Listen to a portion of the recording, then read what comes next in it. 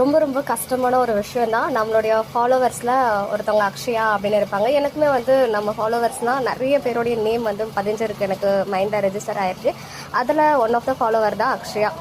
அவங்களுடைய பிரதர் வந்து இன்றைக்கி கமெண்ட் பண்ணியிருந்தாங்க, ஏதோ ஹெல்த் இஷ்யூஸ் இருக்குது, அந்த மாதிரி ஆக்சிஜன் சப்ளைலாம் கொடுத்துட்ருக்காங்க, இன்றைக்கி சர்ஜரி பண்ண போகிறாங்க அப்படின்னு சொல்லி எனக்குமே ரொம்ப ஷாக். என்னன்னு சொல்லிட்டு கேட்டதுக்கு அப்புறம் தான் ஏதோ பிரெயினில் பிளாக்ஸ்லாம் இருக்குது, சர்ஜரி பண்ணாலும் நாட் ஷுவர் அப்படின்னு சொன்னாங்க. கேட்டதுமே அழுதுட்டேன். பிகாஸ் நானுமே ரொம்ப சென்சிட்டிவான பர்சன் தான்.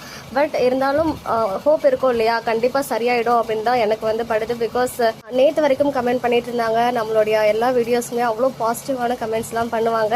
அவங்களுக்கு இவ்வளோ பெரிய ஹெல்த் இஷ்யூஸ் வச்சுக்கிட்டு மை காட், என்னால் அதை வந்து எப்படி சொல்கிறதுனே எனக்கு தெரியல. பட் எல்லாருமே வந்து ப்ரே பண்ணிக்கோங்க அக்ஷயாக்காக. அவங்க இப்போ ஹாஸ்பிட்டலில் தான் இருக்காங்க. அவங்க பிரதர் தான் வந்து கமெண்ட் பண்ணிட்டு இருக்காங்க. ஈவன் மணி கூட கொஞ்சம் அரேஞ்ச் பண்ணிகிட்ருக்கேன் அப்படின்னு சொல்லியிருக்காங்க இல்லையா. ஸோ ஏதாவது மணி ஏதாவது ப்ராப்ளம் வருது, மணினால் வந்து டிலே ஆகுது அப்படின்னா கண்டிப்பாக ஜிபே நம்பர் ஷேர் பண்ணுங்கள். நம்ம வீக்கா ஃபேன்ஸ் எல்லாருமே சேர்ந்து சப்போர்ட் பண்ணுவோம். அவங்களுக்கு ஏதாச்சும் நம்மளால் முடிஞ்ச சின்ன அமௌண்ட் கொடுத்தா கூட அது பெருசாக இருக்கும். ஒருத்தவங்களுடைய லைஃபே சேவ் பண்ணுது அப்படின்னு சொல்லும்போது நான் அவங்ககிட்ட கேட்டதுக்குமே எப்படியாவது ரெடி பண்ணிடுவோம் அப்படின்னு சொல்லியிருக்காங்க. பட் ஹார்ட் வந்து ரொம்ப பெயினாக இருக்குது எனக்கு அந்த விஷயம் கேள்விப்பட்டதுலேருந்து.